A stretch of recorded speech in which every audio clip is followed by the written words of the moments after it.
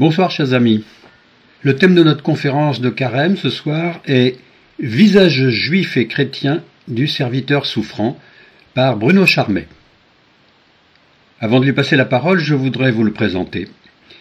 Bruno Charmet, après une maîtrise de philosophie et le diplôme de l'Institut français de presse, a travaillé pendant 20 ans comme rédacteur au service information-communication de la Conférence des évêques de France.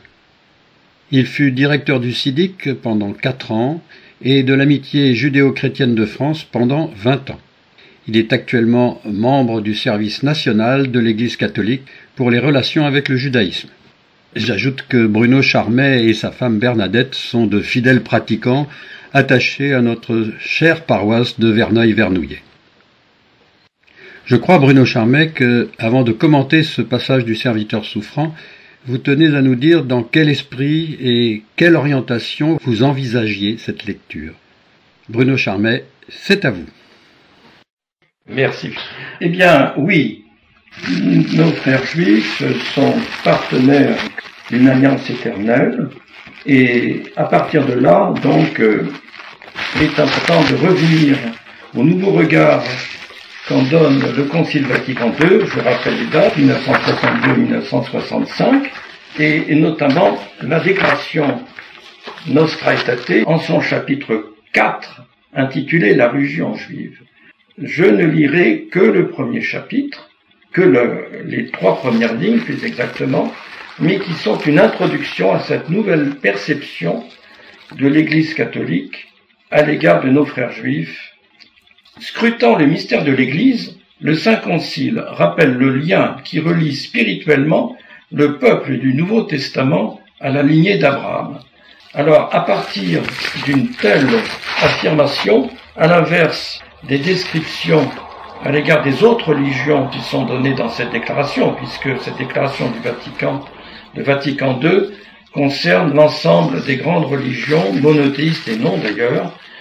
Enfin, en tout cas, il y a donc la religion musulmane, ce n'est pas dans la chronologique, la religion juive, et puis aussi il y a l'hindouisme, le bouddhisme et les autres religions. Mais au cœur de cette déclaration, il y a donc cette conscience de l'Église qu'elle ne peut avoir qu'avec sa racine sainte, pour reprendre une expression que nous trouvons dans l'Épître aux Romains de saint Paul, dans les chapitres 9 à 11, c'est-à-dire qu'elle découvre qu'en son sein, dans ses racines, elle est liée, elle se remémore qu'elle est liée au peuple du Nouveau Testament, à la lignée d'Abraham. La lignée d'Abraham, naturellement, fait référence à nos frères juifs. Et il est important de noter, comme le disait l'historien et théologien protestant Fadielowski, la persistance d'Israël, il veut dire par là la persistance du judaïsme, du peuple juif, n'est pas un problème relevant des relations extérieures de l'Église, à modifier, à définir et à examiner par elle, mais une question intérieure qui appartient à son être propre. C'est une affirmation qui ne peut naturellement être donnée que pour le judaïsme et pour aucune autre religion qui, par ailleurs, sont des religions avec lesquelles nous avons des liens fraternels, mais extérieurs et non pas intérieurs en quelque sorte, comme c'est le cas pour le judaïsme. Par exemple, pour donner une référence récente, en 1980, le 17 novembre 1980, à Mayence, pour la communauté juive allemande, le pape Jean-Paul II, simplement, qui rencontre Jésus-Christ, rencontre le judaïsme. De même, dans cette même allocution, il ajoutait la première dimension de ce dialogue, c'est-à-dire la rencontre entre le peuple de Dieu de l'ancienne alliance qui n'a jamais été évoqué par Dieu, expression importante, qui est inspirée de saint Paul dans l'Épître aux Romains, chapitre 11, verset 29, et le peuple de Dieu de la nouvelle alliance est en même temps un dialogue intérieur à notre Église, s'établissant pour ainsi dire entre la première et la deuxième partie de la Bible. Alors ça me fait penser à une expression très lapidaire, c'est une image et un jeu de mots, mais une image est toujours aussi limitée, du cardinal Etchegaray qui avait coutume de dire avec un jeu de mots, pour frapper ses auditeurs, le judaïsme n'est pas seulement antérieur au christianisme, il lui est en quelque sorte intérieur. Alors évidemment, comme toute image, elles peuvent avoir quelque chose de trompeur si on les suit de trop près. Et je m'empresse d'ajouter pour nos frères juifs, même que le judaïsme, s'il nous est intérieur d'une certaine manière, a sa vie autonome, propre et extérieure, à celle du développement du christianisme. Le judaïsme a sa vie propre et n'a cessé de se développer depuis 2000 ans, c'est-à-dire depuis l'apparition du christianisme. Mais on voit ce que Jean-Paul II, une fois de plus, appelait un partenariat, un patrimoine commun entre juifs et chrétiens. Ce patrimoine commun, eh bien, c'est tout simplement l'Ancien Testament, ce qui est absolument pour nous unique, et que nous lisons, n'est-ce pas, avant l'épître, souvent, et le passage du Nouveau Testament. Donc c'est pour nous vraiment parole de Dieu. Et puis, des expressions aussi de Jean-Paul II, du pape Jean-Paul II, qui nous disait partenaire de l'unique alliance. Expression aussi qui revient souvent chez le cardinal Ratzinger, futur pape Benoît XVI, et je pense à son livre qu'on peut encore se procurer. Rien que le titre du livre est tout un programme, je veux dire, du cardinal Ratzinger, l'unique alliance de Dieu et le pluralisme des religions. C'est chez Parole et Silence, en 1999. Naturellement, cette unique alliance de Dieu, pour nous, a été renouvelée en Christ, en une nouvelle alliance, mais qui ne signifie pas que l'ancienne alliance est pour autant caduque, ce qui, malheureusement, a été souvent compris comme cela dans l'Église avant Vatican II. Rappelons-nous ce que je disais à l'instant, c'est-à-dire ce que disait lui-même Jean-Paul II à la communauté juive de Mayence, l'ancienne alliance qui n'a jamais été révoquée par Dieu. À partir de là, en 2015, donc pour célébrer le 50e anniversaire de cette déclaration Nostra Aetate dont j'ai lu le premier paragraphe du chapitre 4, le cardinal Kurt Koch, suisse, et président de la commission pontificale, la commission du Saint-Siège pour les relations religieuses avec le judaïsme, le 10 décembre 2015, a fait une très longue déclaration qui devrait être davantage connue de nos paroisses par le biais des évêques du monde entier, et même si cela demande un tout petit moment avant d'entrer, je n'oublie pas notre serviteur souffrant, je vous les lis et je vous commente quelques chapitres de ce texte du cardinal Koch au nom de la commission pontificale pour les relations religieuses avec le judaïsme. Numéro 14. Malgré la rupture historique et les conflits douloureux qui s'en sont suivis, l'Église demeure consciente de sa continuité avec Israël. Nous ne pouvons pas considérer le judaïsme simplement comme une autre religion. Vous voyez, la continuité depuis l'enseignement de Vatican II. C'est encore redit par le cardinal Koch. C'est moi qui parle. Les Juifs sont nos frères aînés, expression de Jean-Paul II, nos pères dans la foi, expression de Benoît XVI. Jésus était juif. Il baignait dans la tradition juive et était fortement marqué par son milieu religieux. Pour couronner le tout, on a le troisième pape depuis Jean-Paul II, à savoir le pape François, à l'instant, qui disait cela. Numéro 15. C'est donc uniquement par analogie qu'on peut qualifier le dialogue entre juifs et chrétiens de, entre guillemets, dialogue interreligieux.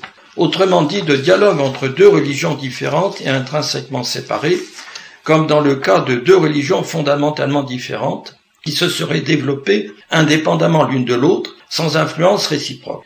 Juifs et chrétiens, écoutons bien, sont nés de la même mère et peuvent être considérés comme appartenant à la même fratrie. Numéro 15. Et enfin, numéro 20, du point de vue théologique, le dialogue avec le judaïsme a un caractère entièrement différent et se situe à un tout autre niveau que celui avec les autres religions mondiales. La foi des Juifs attestée par la Bible, que l'on trouve dans l'Ancien Testament, n'est pas pour les chrétiens une autre religion, mais le fondement de leur propre foi, même s'il est clair que pour eux la figure de Jésus est la seule clé de lecture des Écritures de l'Ancien Testament. Il ne s'agit pas de judaïser, là c'est moi qui parle, hein.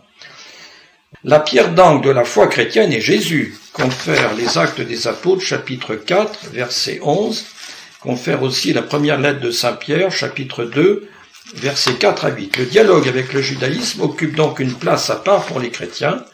De par ses racines, le christianisme est lié au judaïsme comme il ne l'est à aucune autre religion. Vous voyez, c'est comme une redite, un leitmotiv depuis Vatican II. C'est pourquoi le dialogue juif-chrétien, alors ça c'est encore plus fort, ne peut être qualifié qu'avec beaucoup de réserve de dialogue interreligieux au sens propre. Il faudrait parler plutôt d'un dialogue intra-religieux ou intrafamilial sui generis. Écoutez, nous, je me permets, comme ancien directeur de l'amitié judéo-chrétienne, de dire que quand nous avons reçu de telles déclarations, nous avons trouvé que c'était comme une confirmation de notre travail qui remonte à 1948 pour notre association. Car terminer en disant qu'il ne s'agit pas d'un dialogue interreligieux entre juifs et chrétiens, mais d'un dialogue intrareligieux ou même intrafamilial, c'est quand même un progrès extraordinaire dans la relation entre juifs et chrétiens. Merci de ces précisions, Bruno Charmet. Nous allons maintenant lire du livre d'Isaïe, Le serviteur souffrant, et c'est le passage que nous entendons tous les ans lors de la célébration du Vendredi Saint.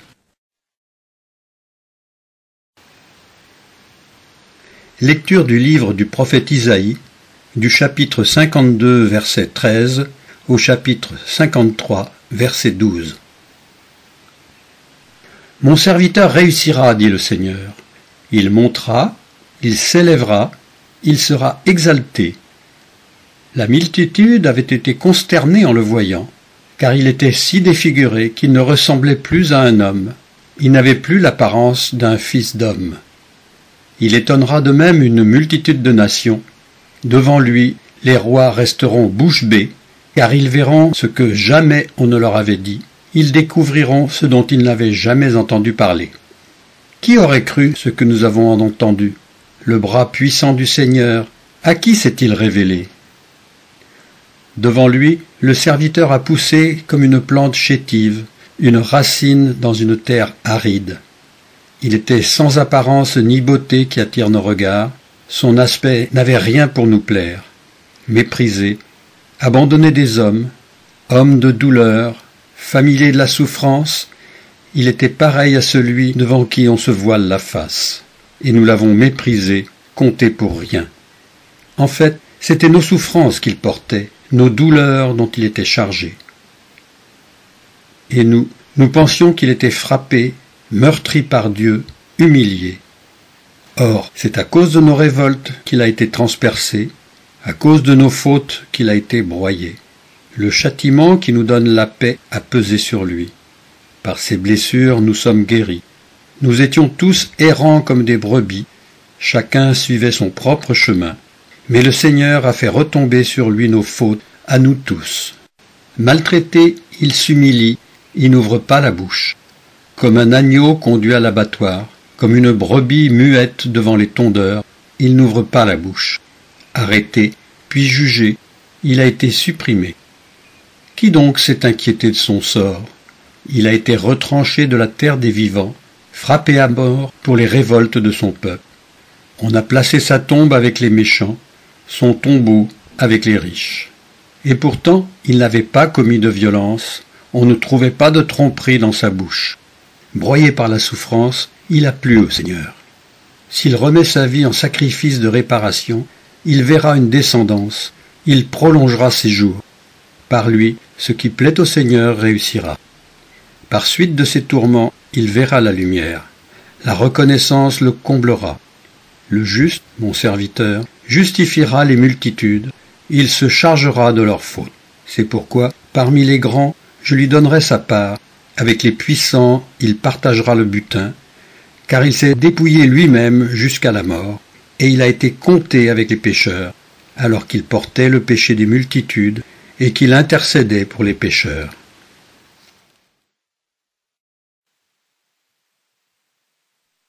Merci. Alors, il est évident que je ne pourrais pas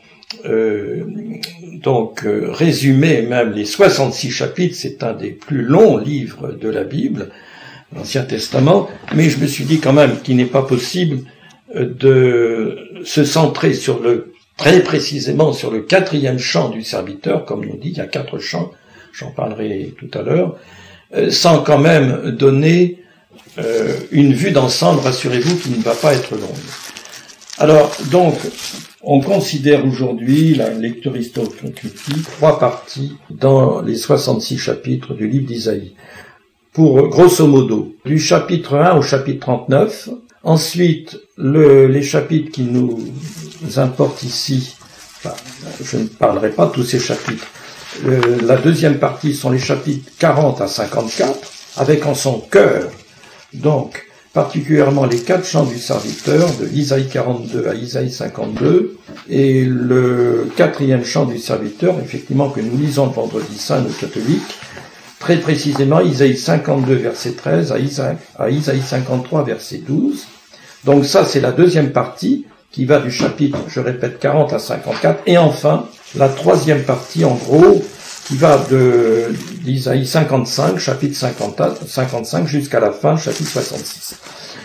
Que se passe-t-il dans ce livre d'Isaïe?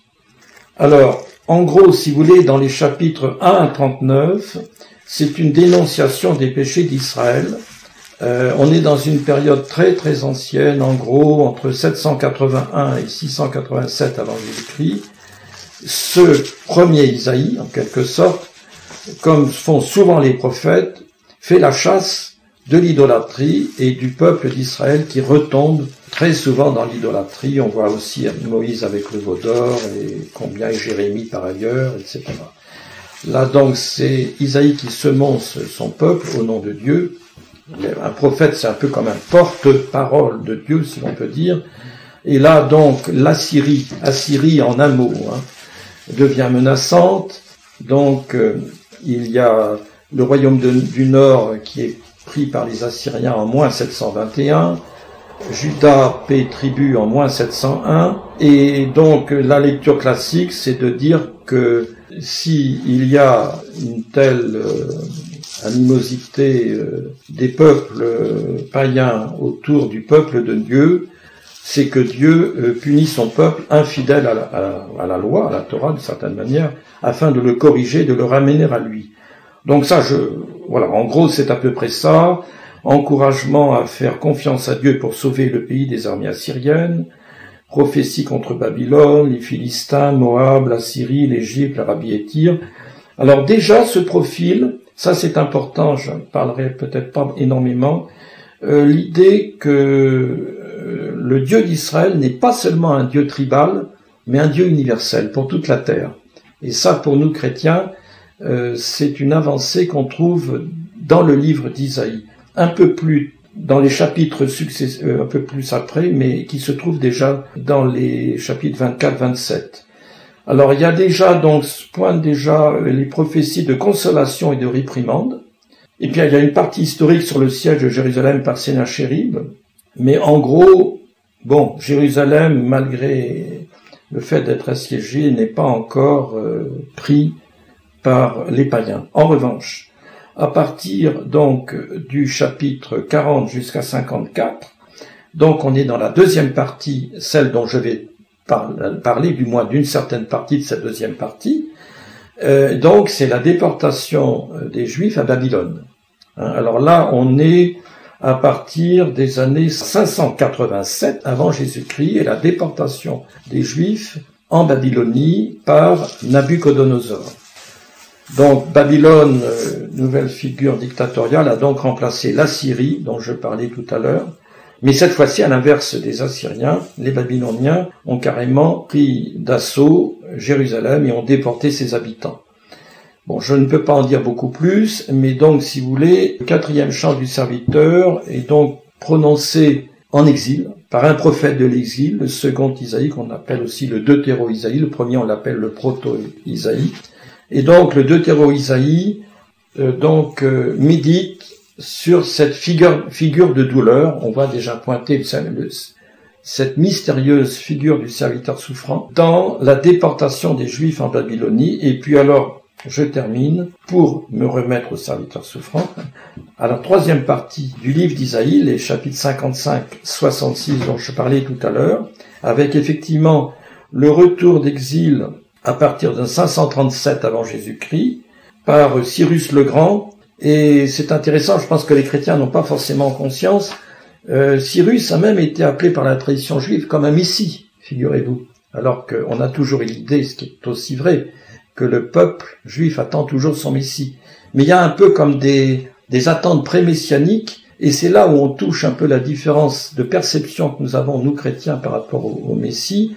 Le Mashiach, comme on dit en hébreu, parler du Messie, est aussi un libérateur, mais un libérateur terrestre, pas seulement spirituel. Or, le fait qu'il délivre du joug babylonien les Juifs pour les ramener, alors qu'ils étaient captifs à Jérusalem, est perçu comme une avancée messianique. Voilà. Bon, je ferme la parenthèse.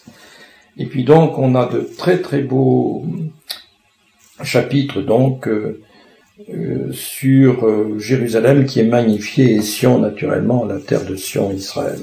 Voilà. Alors maintenant, concentrons-nous sur le serviteur souffrant. Donc, vous avez bien tous en tête que nous sommes dans la deuxième partie, d'ailleurs, qui a été intitulée souvent par nos frères juifs aussi, nous avons repris cette expression, livre de la consolation d'Israël. Voilà. Consolation d'Israël, c'est un mot qui revient très très souvent chez Isaïe, et c'est un mot important aussi. Hein. Le Adonai, le Seigneur, console son peuple. Des expressions qu'on retrouve alors très très souvent aussi dans le Nouveau Testament, j'ose à peine le rappeler. Donc, vous voyez, en hébreu, ça donne Nachamu, Nachamu Ami, c'est-à-dire, c'est Isaïe, chapitre 40, verset 1, consolez, consolez mon peuple. Am, c'est le peuple, Ami, la première personne possessive. Et donc, c'est la même racine que Menachem, le consolateur. Voilà, c'est un mot très très fort.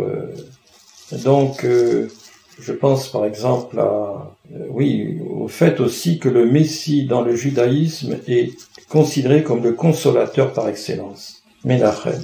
Voilà. Alors ça c'est important, car Philippe nous a donc lu le serviteur souffrant, ce passage qui est quand même très énigmatique et qui n'a pas l'air tellement de consoler son peuple, si l'on peut dire. Alors, maintenant, je ne vais pas faire une lecture historico-critique ce soir de cette figure énigmatique. On s'y casse les dents. Aujourd'hui, et puis peut-être est-ce vain. Nous ne savons pas, et vraisemblablement nous ne saurons jamais de façon historique qui peut être ce mystérieux serviteur souffrant. Moi, je fais plus une lecture spirituelle. D'abord, il y a beaucoup d'hypothèses qui sont toutes contradictoires. On a été même jusqu'à dire que ça pouvait être Isaïe lui-même qui serait le consolateur, pourquoi pas. Moi je pense que ce qui est important, c'est la lecture priante et spirituelle que nous faisons de ce personnage. Nous le faisons le vendredi saint. Nos frères juifs, j'en parlerai tout à l'heure, ont une autre perception puisque nous avons en commun tout l'Ancien Testament, et notamment ce passage bien sûr, de ce mystérieux serviteur.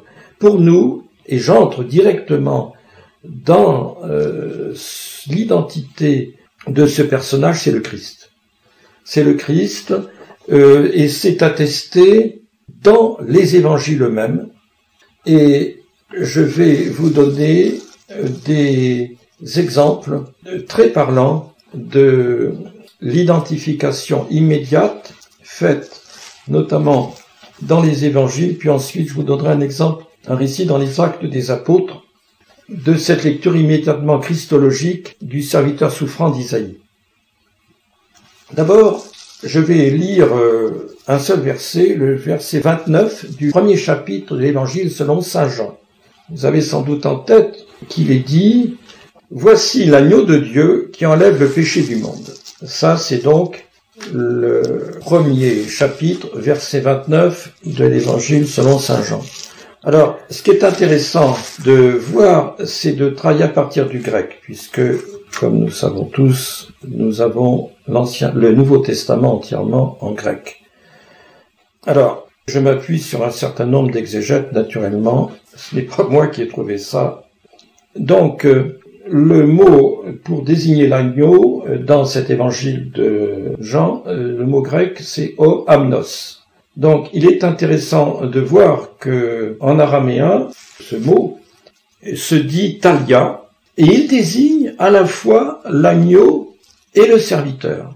Alors évidemment, le rédacteur de l'évangile de Jean a dû choisir et il a choisi le mot amnos pour agneau, mais il faut que nous, au niveau sémitique, nous ayons en tête, que chaque fois que, enfin en tout cas en cette occurrence-là, quand Jean parle au amnos, de l'agneau, il a en tête certainement le mot de serviteur. En araméen, je ne connais pas l'araméen, je connais un peu l'hébreu, c'est talia. En grec, ce serait beaucoup. En hébreu, biblique, ce serait non pas talia, comme on dit en araméen, mais Eved. Eved Hachem, qui veut dire le serviteur de Dieu. J'en profite pour faire une petite incise. Notre expression serviteur souffrant n'est pas employée par la tradition juive, par les juifs, qui parlent de façon beaucoup plus lapidaire de Eved Hachem, c'est-à-dire du serviteur du nom, du serviteur de Dieu. Voilà. Donc, première occurrence. Ensuite, le catéchisme de l'Église catholique, n'est pas promulgué en 1991-92 par le pape Jean-Paul II, nous rend grand service, car il concentre beaucoup d'expressions liées donc aux serviteurs souffrants. Donc, il reprend naturellement le passage que j'ai donné, de Jean 1,29, après avoir accepté, alors je ne lirai pas toutes les références, mais vous pourrez les voir. Après avoir accepté de lui donner le baptême à la suite des pécheurs, Jean-Baptiste a vu et montré en Jésus l'agneau de Dieu qui enlève les péchés du monde. Donc, vous voyez, Jésus est le serviteur souffrant et il est l'agneau de Dieu. On retrouve là les deux dimensions. Il manifeste ainsi que Jésus est à la fois le serviteur souffrant, dit le catéchisme universel, qui, silencieux, se laisse mener à l'abattoir. Alors là, on a la référence au serviteur souffrant, chapitre 53, verset 7, ainsi que Jérémie aussi, chapitre 11, verset 19, et porte le péché des multitudes. Isaïe 53, 12. Et l'agneau pascal, symbole de la rédemption d'Israël lors de la première Pâque. Toute la vie du Christ exprime sa mission, servir et donner sa vie en rançon pour la multitude. Ça, c'est l'énoncé doctrinal pour les personnes qui voudraient regarder de près dans le catéchisme universel, c'est l'énoncé doctrinal numéro 608. Je peux aussi donner d'autres références. L'énoncé doctrinal numéro 623, par son obéissance aimante au Père, jusqu'à la mort de la croix, bon, Philippiens 2,8, Jésus accomplit la mission expiatrice, on revient encore au serviteur souffrant, Isaïe 53, 10, du serviteur souffrant qui justifie les multitudes en s'accablant lui-même de leurs fautes. Isaïe 53, 11, et on renvoie aussi, le catéchisme renvoie aussi à l'Épître aux Romains, chapitre 5, verset 19. Donc, c'est une interprétation non pas postérieure, mais immédiate dans la révélation chrétienne qui se trouve dans le Nouveau Testament. Et pour continuer encore la lecture chrétienne de ces deux chapitres d'Isaïe 52-53, je voudrais lire les Actes des Apôtres, un passage pas forcément très connu, pour le restituer. Nous sommes à Jérusalem, donc une période vraiment apostolique, et le diacre Philippe donc rencontre un haut fonctionnaire de la reine de Candace, qui était la reine d'Éthiopie. C'était un eunuque, bon, en tant que tel, un Éthiopien, serviteur et haut fonctionnaire de Candace, reine d'Éthiopie, et qui vraisemblablement devait être un craignant Dieu, c'est-à-dire un païen, mais comme il y en avait pas mal dans l'Antiquité, qui se tournait en quelque sorte vers le Dieu d'Israël sans être juif pour autant, sans avoir fait la conversion, mais du moins qui reconnaissait dans le Dieu un et unique d'Israël le vrai Dieu. Et je vous lis ce passage, allez, je vais vous le commenter, vous allez voir, il n'est pas très long, c'est Acte 8, versets 26 à 35. Et vous verrez, faites attention qu'à un moment, donc, Philippe lit des passages du serviteur souffrant. J'anticipe pour vous donner la citation, c'est Isaïe 53, 7, 8. Je lis. L'ange du Seigneur s'adressa à Philippe et lui dit, « Pars et va-t'en, à l'heure de midi, sur la route qui descend de Jérusalem à Gaza. Elle est déserte. » Il partit donc et s'y rendit. Justement, un Éthiopien, un eunuque, haut fonctionnaire de Candace, reine d'Éthiopie, et surintendant de tous ses trésors, qui était venu en pèlerinage à Jérusalem, s'en retournait assis sur son char, en lisant le prophète Isaïe. L'Esprit dit à Philippe, « Avance et rattrape ce char. » Philippe y courut, et il entendit que l'eunuque lisait le prophète Isaïe. Il lui demanda, « Comprends-tu donc ce que tu lis ? Et comment le pourrais-je ? dit-il, si personne ne me guide. » Et il invita Philippe à monter et à s'asseoir près de lui. Le passage de l'écriture qu'il lisait était le suivant. Alors là, je commande, c'est donc Isaïe 53, 7, 8. Comme une brebis, il a été conduit à la boucherie, comme un agneau muet devant celui qui le tond, ainsi il n'ouvre pas la bouche. Dans son abaissement, la justice lui a été déniée. Sa postérité, qui la racontera? Car sa vie est retranchée de la terre. S'adressant à Philippe, l'eunuque lui dit, « Je t'en prie, de qui le prophète dit-il cela? De lui-même ou de quelqu'un d'autre ?»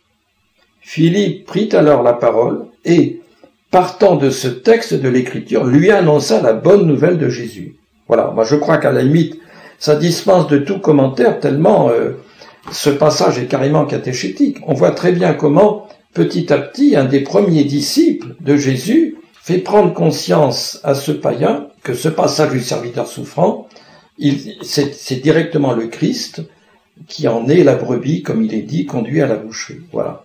Je trouve que ces passages sont superbes et je pense qu'il n'y a pas plus à commenter, sinon qu'à dire que donc immédiatement, dès les évangiles et dans le Nouveau Testament compris, y compris donc les actes, il y a donc cette interprétation immédiatement christologique, qui n'a fait naturellement que s'accroître et se développer au cours des âges jusqu'à notre XXIe siècle. Alors, je pense que maintenant, je pourrais en venir de façon distincte aux multiples interprétations juives données de ce même passage d'Isaïe 52-53. Pour ce faire, je ne vais parler pratiquement que d'un seul exégète, mais quel exégète pour le peuple juif, à savoir Rashi. Rashi, qui est le docteur suprême, on pourrait dire, de l'écriture pour nos frères juifs.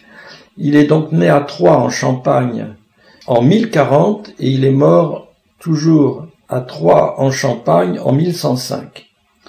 J'aimerais, avant de commenter la traduction depuis l'hébreu, et je me suis fait naturellement aider d'une traduction en français, mais j'arrive quand même à peu près à saisir à partir de l'hébreu, présenter rapidement qui était Rashi. D'abord, qu'est-ce que ce mot veut dire? C'est tout simplement un acronyme. Rashi, comme font souvent nos frères juifs à cette époque, signifie Rabbi Shlomo ben Yitzhak, c'est-à-dire Rabbi Salomon, fils d'Isaac. Bon, voilà, l'énigme maintenant est résolue, c'est souvent comme cela. Donc il avait son père qui s'appelait donc Isaac, et lui s'appelait Shlomo, Salomon. Ensuite, donc, c'est un immense érudit, mais proche du peuple, il devait vraisemblablement être vigneron, et qui donc a commenté, mais c'est absolument gigantesque, pratiquement tous les versets de la Bible. Je dis bien, ce qui fait, moi par exemple, j'ai été à Jérusalem, j'ai pour le livre, rien que le livre de Yeshaya, bon Yeshaya c'est le mot hébreu pour Isaïe, j'ai uniquement les chapitres 31 à 66, et il y a 2 autres volumes, rien que pour Isaïe, donc on peut estimer, que maintenant on commence à avoir une traduction bilingue, qu'il y a 60 à 70 livres, en bilingue si on veut, de tous les livres de la Bible est traduit par Rashi pour chacun des versets de la Bible depuis Bereshit, depuis le premier verset de la Bible au commencement, Bereshit bara Elohim et Hashamayim ve'et haaretz, c'est-à-dire au commencement Dieu créa la terre et les cieux, jusqu'à la fin des chapitres prophétiques, Malachi, etc. Et en plus de toute la Bible pratiquement commentée verset par verset, pas seulement la Torah, pas seulement le Pentateuque, y compris les prophètes, souvent moins commentés par les Juifs, mais commentés par lui, et puis les livres de sagesse et les écrits. Et là aussi commenté, alors je n'ai pas le temps d'en parler beaucoup plus, un écrit beaucoup moins connu des chrétiens, puisque nous ne l'avons pas en partage, à savoir le Talmud. Mais il y a 2 Talmuds, le Talmud de Jérusalem et le Talmud de Babylone, et il a commenté le Talmud de Babylone, traité par dossier, mais ça je n'en parlerai pas. Disons que c'est un immense corpus de 6000 pages, le Talmud, c'est un écrit essentiellement pharisien, enfin disons, dont l'enseignement remonte à peu près à l'époque de Jésus, un peu antérieurement, et qui, donc ce sont les rabbis à peu près pharisiens que nous trouvons dans les évangiles, contemporains et qui ensuite continuent sur 2-3 siècles après Jésus et qui ont été mis par écrit bien plus tard au 5e, 6e, voire 7e siècle après Jésus-Christ. Voilà, alors Rachi est ceci. Alors je termine, avant de commenter l'exégèse du serviteur souffrant de Rachi, de dire qu'il y avait un intérêt, figurez-vous, des chrétiens. Il n'y a pas eu que l'antisémitisme chrétien, il y a aussi un intérêt des chrétiens pour Rachi. Car les moines chrétiens étaient loin tous de connaître l'hébreu. Et qu'est-ce que faisaient les moines, notamment, qui étaient quand même les personnes les plus instruites au Moyen-Âge? Ils allaient pas seulement auprès de Rachi, à l'égard souvent d'autres grands maîtres juifs, puisque eux étaient souvent dépendants, quasiment tout le temps, d'une traduction, à savoir celle souvent de Saint Jérôme en latin. Et donc, pour voir le texte original, ils allaient dans les yeshivot, dans les écoles tenues par les rabbins, voir et se faire expliquer le mot original en hébreu, les mots originaux en hébreu. Ce qui ne veut pas dire, naturellement, il faut faire attention à tout syncrétisme, qu'ils étaient d'accord sur l'interprétation juive que donnaient les rabbins de l'Ancien Testament. Ils n'étaient pas toujours d'accord, car il y a une lecture christologique qui est donnée par l'Église. Mais c'est très important à le savoir. Et alors, je nommerai juste une école qui est chère à mon cœur, une école spirituelle qu'on appelle les Victorins, c'est-à-dire la grande école exégétique chrétienne, qui a été lancé par Hugues de Saint-Victor, ensuite il y a eu Richard de Saint-Victor, André de Saint-Victor, c'était pas des frères, c'est la même école. Alors, ces grands exégètes ne connaissaient pas l'hébreu, mais, ce qui est absolument bouleversant pour nous chrétiens, André de Saint-Victor cite constamment Rachi. Incroyable, cite constamment Rachi en le vénérant. Pourquoi ? Parce que, à l'époque, cette exégèse chrétienne est une exégèse qui veut revenir à la lettre. Vous savez que il y a eu toute une dévalorisation dans le développement de l'exégèse chrétienne, dans l'opposition qui a été faite de façon souvent artificielle entre la lettre et l'esprit. La lettre étant considérée comme un attachement esclave à la littéralité du texte, naturellement, les chrétiens estimaient que les juifs qui n'avaient pas connu le Christ n'étaient que des esclaves de la lettre et que nous, les chrétiens, nous nous élevions jusqu'à l'esprit. Or, ce qui est intéressant quand même à revisiter dans le Moyen-Âge, c'est que une école, notamment celle des Victorins, c'est pas la seule, a voulu donc revenir, figurez-vous, à la lettre, tout chrétiens qu'ils étaient, et c'est ce que je disais tout à l'heure, en essayant de serrer beaucoup plus la parole de Dieu au niveau de sa littéralité pour savoir vraiment ce qui était dit au niveau de l'Ancien Testament. Et c'est la raison pour laquelle, notamment, cette école qui ne connaissait pas l'hébreu, ont particulièrement travaillé Rachi. Il faut savoir que Rachi ensuite a même été traduit en latin, puisque Rachi écrivait toujours et enseignait en hébreu. Et enfin, dernière chose, ça c'est à vérifier, parce que je ne connais pas suffisamment les écrits de Rachi. Gilbert Dahan, qui est un homme infiniment plus cultivé que moi, qui est un grand spécialiste du Moyen-Âge, dit même que dans certains commentaires, donc immenses, tous les livres de l'Ancien Testament, à certains moments, Rachi rapporte des paroles de chrétiens, mais pas d'ailleurs pour les contrer, pour de façon objective dire, mais telle personne chrétienne, c'est-à-dire que dans son cours, il devait avoir des chrétiens. Et notamment dans le livre d'Ézéchiel, m'a dit Gilbert Dahan, il y a un passage où il rapporte de façon très objective une interprétation chrétienne d'un verset d'Ézéchiel. C'est vous dire à quel point, aujourd'hui, les chrétiens commencent, notamment Bernardin et ailleurs, notamment avec notre cher regretté, le frère Pierre Lénard, frère de Sion, à travailler de près les écritures de Rachi. Alors maintenant, et les commentaires de Rachi. Je termine sur une dernière chose aussi, non, deux autres choses. Un autre théologien plus récent, à savoir Nicolas de Lyre, sa orthographe comme une lyre, L-Y-R-E, qui est un peu postérieur au Victorin, puisqu'il est du début des années 1300, donc début 14e siècle, il me semble, qui est un franciscain. Alors lui connaissait l'hébreu, qui a quand même des exégètes chrétiens qui connaissaient l'hébreu, et se fonde, alors lui, constamment sur Rachi. Je pense pas que les chrétiens le savent beaucoup, ça. Alors ce qui est intéressant au niveau de l'écuménisme, c'est que Martin Luther, au début de la Réforme, donc, s'est particulièrement appuyé sur Nicolas de Lyre. Je ne suis pas sûr qu'il ait toujours suivi le philosémitisme de Nicolas de Lyre, car on sait combien à la fin de sa vie il s'est retourné malheureusement contre les Juifs. Mais il y a donc Nicolas de Lyre n'est pas du tout un inconnu pour les chrétiens, je le dis notamment à travers Martin Luther.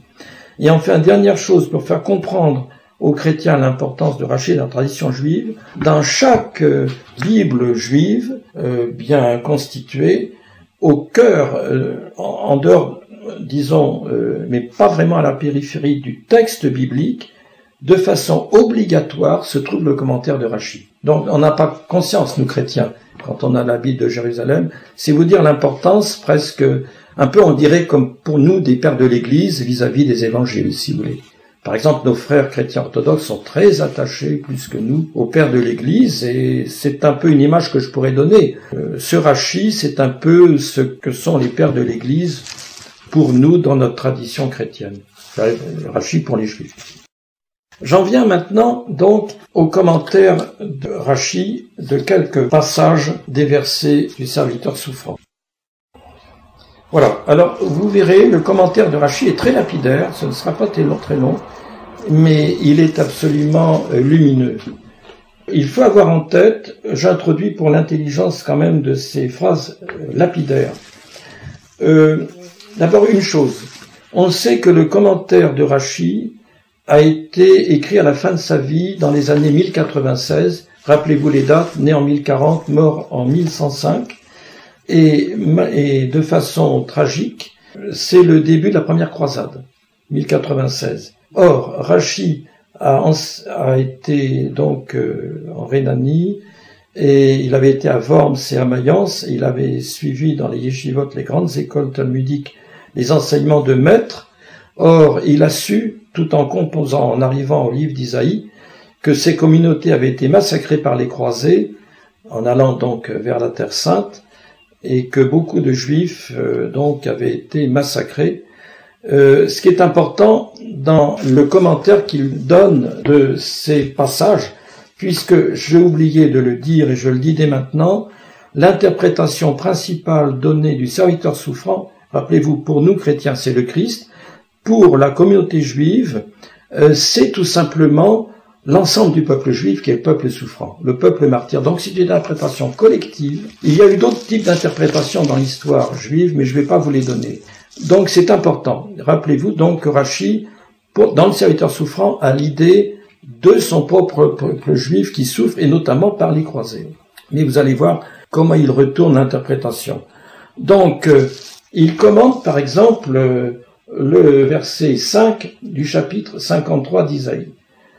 Donc, je donne en hébreu, châtié pour notre paix. Moussar shalomenu alav, en hébreu. Et ce qui est absolument extraordinaire, c'est le commentaire que fait Rachi. Je vous le lis d'abord en français. Les épreuves, dit-il, qui se sont abattues sur lui, il faut comprendre sur le serviteur souffrant, c'est-à-dire sur nous, le peuple juif. Je répète, les épreuves qui se sont abattues sur lui ont assuré notre paix, en hébreu, Yissuré Shalom, car il a enduré, donc le peuple juif ou le serviteur souffrant, les souffrances pour que le monde entier bénéficie du salut. Alors pour les hébraïsants, donc ce qui donne que le peuple advienne au monde entier, c'est-à-dire l'Iyot Shalom le Chol Haolam. Alors c'est absolument bouleversant. Que veut nous dire Rachi en ce passage ? Il a conscience que les croisés sont en train de massacrer son peuple, notamment en Rhénanie. Au lieu d'avoir un cri de vengeance en disant que tous les chrétiens, par exemple, soient massacrés après un tel assassinat, il dit au contraire, en pensant au verset 5 du chapitre 53 d'Isaïe, que les épreuves qui se sont abattues sur nous peuvent assurer notre paix, mais alors ce qui est intéressant, pour que le monde entier bénéficie du salut, et j'ai vraiment vérifié la traduction, Haolam, pour les hébraïsants, c'est très simple, c'est le tout, c'est le monde entier, le Chol Haolam. Donc c'est pas seulement pour que le peuple juif assure sa propre paix, mais c'est pour qu'à travers ses souffrances expiatrices en quelque sorte, l'ensemble du monde entier bénéficie du salut. Avouez quand même que c'est une ouverture absolument bouleversante. Et vous allez voir, et je vais en avoir bientôt terminé pour passer à la dernière partie, que les autres commentaires lapidaires des autres versets que j'ai choisis vont dans ce même sens. Par exemple, verset 4, verset avant. Ce sont nos maladies, toujours d'Isaïe 53, ce sont nos maladies qu'il a portées. Commentaire de Rachi. Nous voyons maintenant que si le malheur s'est abattu sur lui, c'est-à-dire sur le peuple juif ou sur les serviteurs comme on veut, ce n'est pas parce qu'il était méprisable, mais il a été atteint par les souffrances afin que toutes les nations obtiennent leur pardon par les épreuves d'Israël. Il a enduré les maux, MAUX, que nous méritions de subir. Voyez, et parfois on a comparé l'interprétation christique, où c'est le Christ lui-même qui souffre pour le monde entier, avec l'interprétation collective uniquement du peuple juif, qui est le peuple sacerdotal, ne l'oublions jamais, et qui souffre aussi pour le peuple entier. Alors, je termine, et il a compté avec les pécheurs, là c'est l'ultime verset 12 du chapitre 53 d'Isaïe, la fin du serviteur souffrant, et il a compté avec les pécheurs, commentaire de Rachi, il a enduré les souffrances, comme s'il avait péché, mais c'est pour les autres qu'il a ainsi enduré leurs fautes. Et il intercède en faveur des pécheurs, commentaire de Rachi, par les souffrances qu'il subit, par lesquelles le monde jouit de bienfaits. Bon, là, l'hébreu est difficile, ils ont eu du mal à retraduire. Voilà. Écoutez, je trouve que ces passages, pour nous, sont tout à fait bouleversants, car ils montrent que il y a donc non pas une convergence, puisque n'oublions pas que la séparation vient quand même du fait que les Juifs ne reconnaissent pas le Christ. Donc je ne veux pas non plus, il y a un parallèle aussi qui est jusqu'à l'infini. Mais il y a au moins justement un parallélisme qu'on peut étudier dans la vertu expiatrice de la souffrance. Alors je vais maintenant à l'époque contemporaine pour vous dire que ces interprétations de Rachi, qui est quand même le maître par excellence, ont été extrêmement dures à intérioriser après la Shoah, après les 6 millions de Juifs exterminés, car c'était absolument impossible, après 1945, surtout après ce que ces nazis sataniques avaient fait à l'égard du peuple juif, de dire que le peuple juif s'était sacrifié, y compris pour ses bourreaux et pour le monde entier. Cela dit, de façon discrète, je dis que donc j'ai fait un livre sur les serviteurs souffrants, approche juive et chrétienne du serviteur souffrant, témoins et passeurs, aux éditions Parole et Silence. Si les gens veulent se procurer ce livre, ben voilà, j'ai donné le titre. Eh bien, sachez que malgré tout, il s'est trouvé des rabbins pendant la Deuxième Guerre mondiale, eh bien pour dire que l'interprétation de Rachi était valide, et que finalement, il mourrait aussi par expiation, y compris pour les bourreaux et pour le monde entier. Et je termine cette époque tragique en rappelant, ou pour peut-être certains ce sera une invitation à méditer cela, que donc dans les chambres à gaz à Auschwitz, de façon extrêmement répétée, disons venant plutôt des communautés juives chassidiques très mystiques de Pologne et de Lituanie et d'ailleurs, particulièrement de Pologne, quand 2000 ou 3000 juifs étaient enfermés dans la chambre à gaz, on le sait par les membres des Sonderkommando, de façon unanime, vieillards, enfants, femmes et hommes de tous âges, citaient Deutéronome 6.4, qui est la confession juive par excellence. Donc c'est vous dire, c'est vraiment le témoignage même du martyr, au sens de témoin en grec, martyrion. Shema Israël, Adonai Eloheinu, Adonai Echad, c'est-à-dire écoute Israël, le Seigneur est notre Dieu, le Seigneur est un. On retrouve donc cette prière qui est donc aussi reprise, n'oublions pas, par Jésus, notamment dans sa discussion avec le scribe, notamment dans Marc 12 et dans l'ensemble des synoptiques.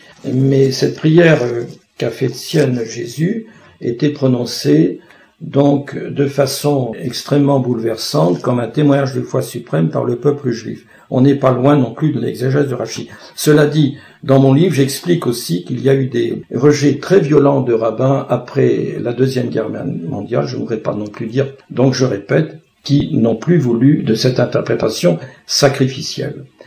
Maintenant, je voudrais terminer par l'époque contemporaine. Mais alors, Bruno Charmet, il y a donc un serviteur souffrant de l'époque contemporaine? Eh oui, et chrétien, bien sûr. J'ai sélectionné dans mon livre 3 serviteurs souffrants, tous les 3 des chrétiens, mais un 4e associé, juif, associé à un chrétien. Je partirai d'abord du pasteur Martin Luther King. J'ai pas besoin de le présenter ici. Littéralement donné, il en est mort, pour l'émancipation de ses frères noirs américains et qui devint donc le 4 avril 1968, comme on sait, assassiné le martyr, c'est-à-dire le témoin, mais aussi le serviteur souffrant. Et c'est ce qu'avait sans doute compris sa jeune veuve Coretta King le jour de ses obsèques aux États-Unis, lorsqu'elle choisit de s'adresser à un grand ami et complice dans ses années de lutte de son époux, à savoir le rabbin Abraham Joshua Heschel, et tenez-vous bien afin qu'il lise précisément un extrait du chapitre du serviteur souffrant, Isaïe 53, 3-5. Quelle extraordinaire intuition que de demander à un représentant du judaïsme, dans un temple baptiste, de lire un tel message qui décrit l'homme de souffrance, méprisé de tous, et dont, dans ses blessures, nous trouvons la guérison. J'y vois comme une actualisation du mystérieux message du serviteur souffrant qui unit à travers une séparation réelle, je l'ai dit, l'interprétation christologique, juifs et chrétiens dans leur service douloureux de l'humanité. Heschel, le rabbin Heschel, portait, lui, de son côté, mais côte à côte, lui qui avait été dans toutes les manifestations aider ses frères noirs. Donc Heschel portait, lui, de son côté, mais côte à côte, le deuil, celui de sa famille juive exterminée en Pologne dans la Shoah et qu'il avait fui. Et le biographe de Abraham Joshua Heschel de commenter, dans sa voix plaintive et chantante, Heschel rendit un dernier hommage à son ami et allié.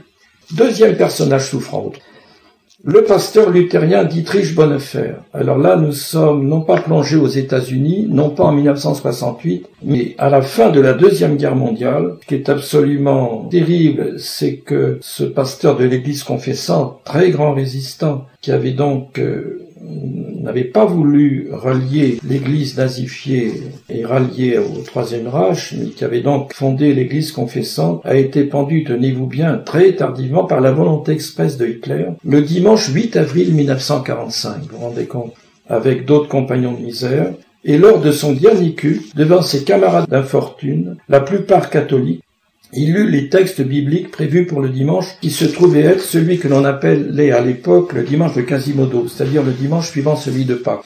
Et naturellement, le verset du jour était celui d'Isaïe 53,5 « Par ses plaies nous sommes guéris ». Ces biographes nous disent qu'il commenta ce passage devant ses compagnons, promis comme lui à une exécution dans les heures qui suivirent. C'était vraiment pour eux tous être appelés à être configurés à la personne même du serviteur souffrant qui, dans la foi chrétienne et la tradition des églises, est Jésus lui-même. Et enfin, je terminerai par un personnage quasiment complètement inconnu en France, et malheureusement c'est bien dommage, à savoir le frère Titus Brandsma, un Hollandais qui était grand carme. Alors non pas carme des chauds comme on les connaît tous, c'est-à-dire non pas atteint par la réforme thérésienne de notre chère Thérèse d'Avila et de Jean de la Croix, mais donc a conservé l'ancien ordre des grands carmes, il en existe encore, et donc vit toute dévouée au service de son prochain, là encore, et à la lutte perçue très tôt contre le néopaganisme incarné par le nazisme, en Hollande.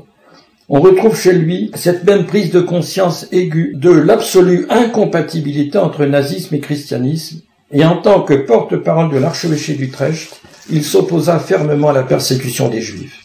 Sans pouvoir détailler son parcours, il fut déporté à Dachau en 1942 et y mourut.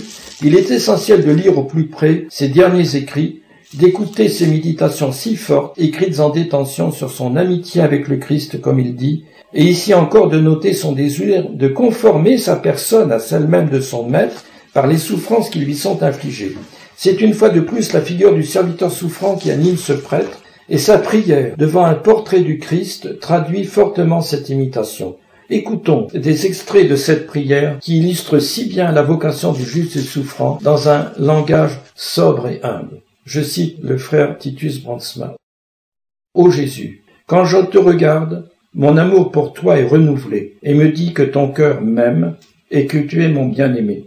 J'aurai besoin de davantage de courage, c'est certain, mais quelle que soit la douleur, je la supporterai, parce qu'elle me fait te ressembler et mène aussi à ton royaume. » J'ai oublié de vous dire que le pape Jean-Paul II a béatifié le frère Titus Brandsma le 3 novembre 1985.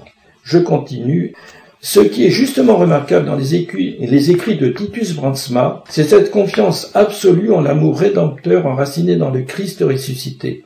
Sa transposition à l'époque contemporaine, ici le nazisme, mais on pourrait l'étendre à d'autres tragédies, à d'autres époques et à d'autres continents, est vraiment saisissante et source d'espérance.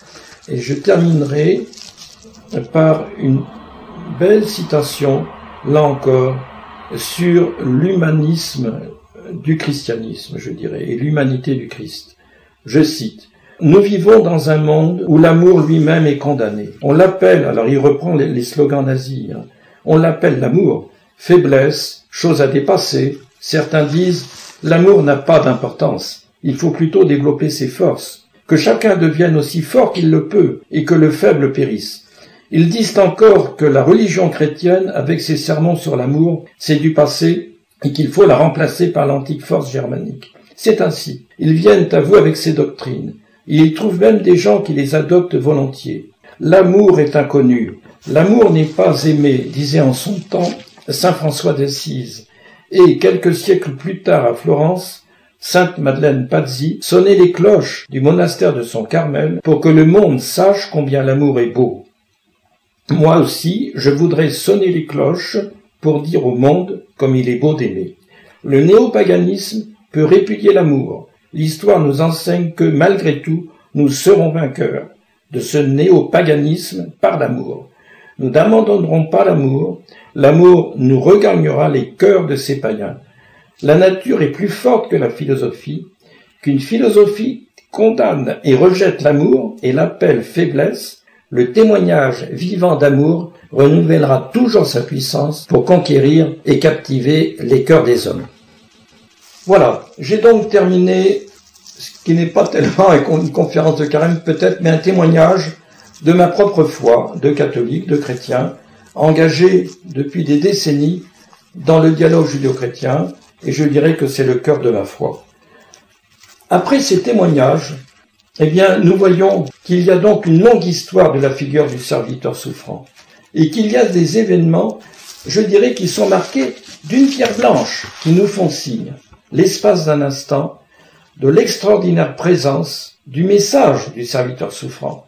Et je terminerai par un exégète chrétien qui m'est cher, et qui a beaucoup écrit sur le serviteur souffrant, le père jésuite Paul Beauchamp, qui disait que ce texte du serviteur souffrant fut médité de siècle en siècle et qu'il s'enrichit de sens au fur et à mesure des événements. Je trouve qu'il a tout dit et je pense avoir en quelque sorte enrichi ces événements en donnant des incarnations tragiques et superbes.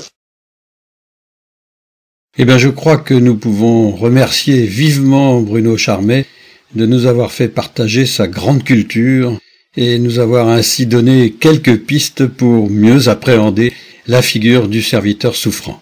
Merci.